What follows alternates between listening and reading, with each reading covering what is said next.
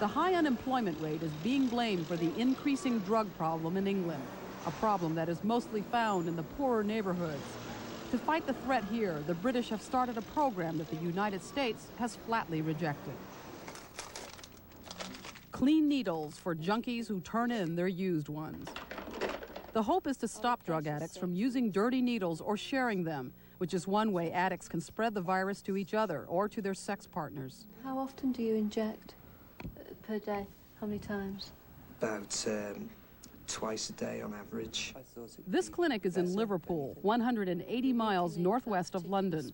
It's one of 12 approved needle exchange sites in Britain. The program started here last October. So far, 400 junkies out of an estimated population of 2,000 drug addicts in the city are getting clean needles. Drug addict Graham Brett hopes this program will save him and his family from the threat of AIDS. He used to get his needles from garbage bins. Most of us used to use the same supply, which was the burn bins, from the hospital. And really, there's no way of knowing, what the needles had been used for before, or, who'd actually used them. Clinic director and ex-addict Ellen Perry.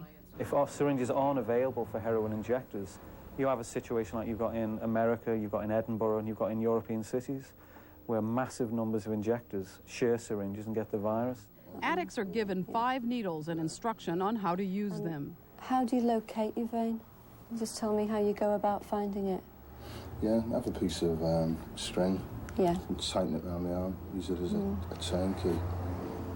And usually slap my arm a few times. Some of the bruising is probably because you're using that site perhaps a bit too much. Yeah. If you can rest it, if you can find another vein. Some critics may find the scene objectionable. Not only do clinic workers give out free needles to junkies, they show them a better way to shoot up. Initially, it was very upsetting in a way, actually showing people how to use equipment, pieces of metal to stick in themselves. But they were doing that anyway. So all we're trying to do is make sure they do as little damage to themselves as possible. This program is controversial, and what is surprising is that it has the blessing of Liverpool police. Officers have agreed not to put the clinic under surveillance and have a hands-off approach.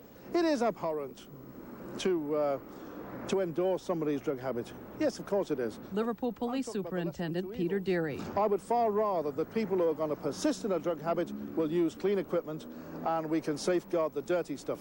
And let's worry about the drug habit later on. Let's stem the AIDS.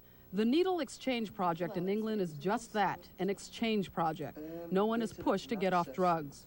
Dr. Andrew Moss of UC San Francisco is in England studying the project and will report his findings to San Francisco health officials. One of the good things about the needle exchanges is it forces you to deal with them. Anything that forces you, the public health authorities, the politicians, say that again, the politicians, and the treatment system, to actually deal with the reality is a good thing. Since 1983, only 17 drug addicts have gotten AIDS in England. 300 more have tested positive to the AIDS virus. The numbers are small, but the British want to keep it that way. Just how successful the program is in England is still too soon to tell. Giving needles to junkies is controversial in this country, but the British were able to act quickly and decisively in treating AIDS as a national crisis, something the United States finds difficult to do. In London, Linda Yee, News Center 4.